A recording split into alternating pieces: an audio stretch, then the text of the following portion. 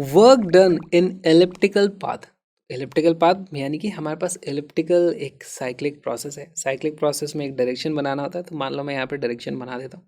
Direction बनाने से क्या होता है, वर्क डन या तो पॉजिटिव हो जाता है या नेगेटिव हो जाता है। हमें पता है कि वर्क डन कितना होता है किसी भी साइक्लिक प्रोसेस में, उसकी वैल्यू होती है एरिया एनक्लोज्ड के बराबर। मैग्नीट्यूड की मैं बात करूँ, अच्छा इसका मैग्नीट्यूड कैसे पता करोगे? आप बोलोगे एक हमारे पास सर्किल है, इसका कुछ रेडियस होगा, पाई आर स्क्वायर से आप वो पता कर सकते हो। लेकिन क्या ये एक सर्किल है या ये एक एलिप्स है? आपको सोचना पड़ेगा यहाँ पर। देखो अगर ये सर्किल दिखाई दे रहा है तो इसका मतलब ज़रूरी नहीं है कि वो सर्किल ही हो, क्योंकि अगर सर्किल होता तो इसका रेडियस कैलकुलेट करके बताओ, है ना। अगर मैं इसका रेडियस यहाँ पे कैलकुलेट करने जाऊँ तो देखो ये कितना हो जाता है, टोटल है ये हमारे पास 50 - 10 यानी कि 40 मीटर क्यूब। ये वाला रेडियस हमारा आ जाता है 20 मीटर क्यूब। लेकिन अगर मैं यहाँ पर रेडियस मेजर करूँ इस एक्सिस पे, है ना, ये वाला, तो इसकी वैल्यू कितनी आ जाती है? देखो टोटल था ये 5 - 1 यानी कि 4 × 10⁵ पास्कल। इसका रेडियस हो जाएगा उसका हाफ, ये हो जाएगा 2 × 10⁵ pascal.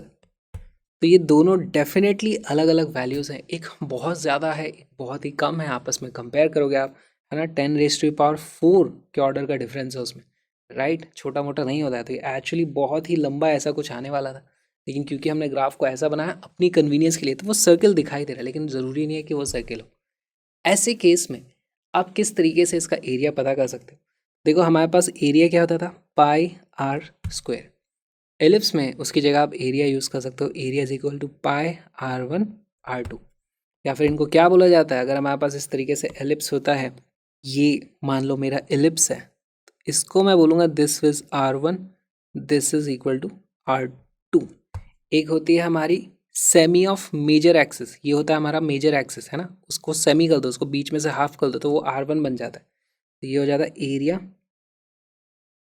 Is equal to pi into semi major axis multiplied by semi minor axis. Formula है, बस याद रख लो, या फिर पाई r1 r2।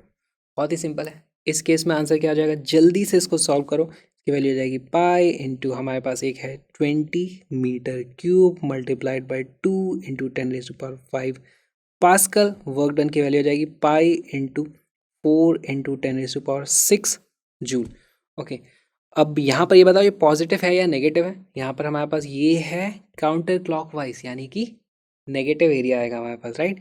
तो work done is equal to -4 pi × 10⁶ joule is our answer.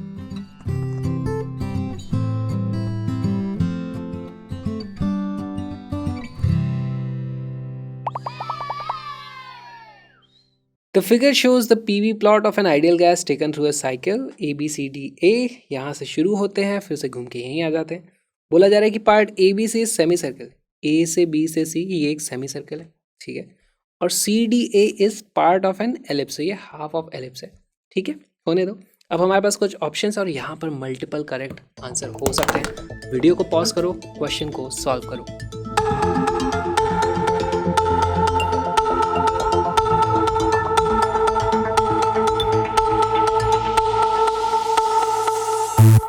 इस क्वेश्चन का करेक्ट आंसर है option number B and D.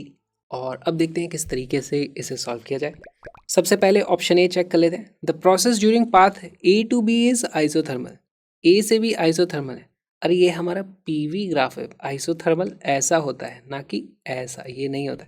Option number A तो हमारा नहीं आने वाला। ऑप्शन नंबर बी देखते हैं।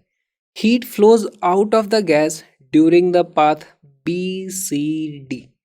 बी से सी पर गए, सी से डी पर गए। बी सी डी को थोड़ा सा हमें एनालाइज करना पड़ेगा, है ना। बी से सी, सी से डी, इस प्रोसेस में हमारा work done by the gas कितना होगा? तो वो होता है area under the PV graph, ये वाला एरिया होगा।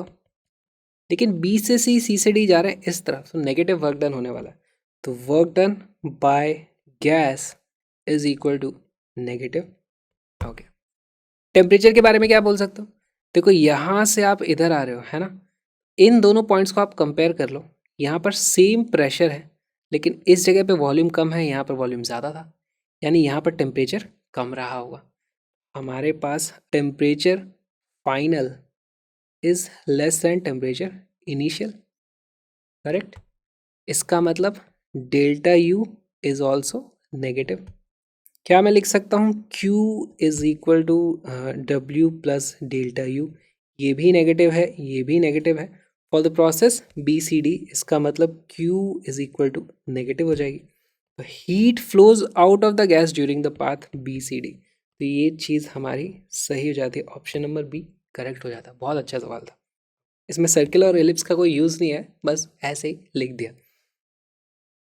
Work done during the path ABC is 0, A से B गए, B से C गए, वर्क डन इज 0, तो ये तो नहीं होने वाला है। क्यों? क्योंकि देखो इसको आप दो पार्ट्स में तोड़ो, A से जब मैं B जाता हूँ तो वर्क डन इतना हो जाता है, ये वाला एरिया, फिर B से जब मैं C आता हूँ तो उसमें से ये वाला एरिया आपको सब्ट्रैक्ट कर देना, तो हमारे पास नेट वर्क डन इतना आ जाता है ना, तो ये भी हमारा ऑप्शन नहीं होने वाला है।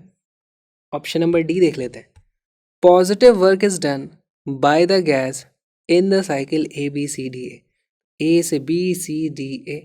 अब इसका कुछ एनक्लोज्ड एरिया है और क्योंकि क्लॉकवाइज हम घूम रहे हैं तो हमारा वर्क डन पॉजिटिव आने वाला है ना। देखो यहाँ से यहाँ तक जाएंगे तो गैस इतना सारा पॉजिटिव वर्क करेगी, फिर यहाँ से वापस आएगी तो थोड़ा सा नेगेटिव वर्क कर देगी, overall work done by the gas positive आने वाला है, इसलिए ऑप्शन नंबर डी हमारा करेक्ट हो जाता है। बहुत ही अच्छा ये सवाल था, इसमें बहुत सारे और भी कॉम्बिनेशन बना के आपसे चीज़ें पूछी जा सकती हैं। घबराना मत, हमेशा ग्राफ्स को अच्छे से एनालाइज करना। वर्क का ये जो बहुत ही अच्छा सा सवाल हमने सॉल्व किया वो क्रैश ऑफ यूलो सीरीज़ का एक छोटा सा पार्ट है। क्रैश ऑफ यूलो सीरीज़ एब्सोल्युटली फ्री में अवेलेबल है, तो उसको भी देखो, links are in the description, colourful notes भी वहीं पे मिलेंगे, साथ में मेरे व्लॉग्स भी देखो यार, उनका भी लिंक डिस्क्रिप्शन में कहीं मिल जाएगा, सर्च करना है विक्रांत किराया व्लॉग। एंड मुझे आपकी मदद चाहिए, प्लीज़ इस QR कोड को स्कैन करो और कुछ अमाउंट डोनेट करो ताकि मैं इस तरह के और भी वीडियोज़ बना के ला पाऊँ, सब कुछ एब्सोल्युटली फ्री में प्रोवाइड करा पाऊँ। प्लीज़ सपोर्ट करो मुझे, प्लीज़ सपोर्ट करो क्रैश ऑफ को। Links are in the description. अगर आप पेट्रियन या पेपैल का भी यूज़ करना चाहते हैं तो वो भी आप कर सकते हैं। हम मिलेंगे क्रैश ऑफ यूलो सीरीज़ में और आपको कमेंट करना है #YOLO।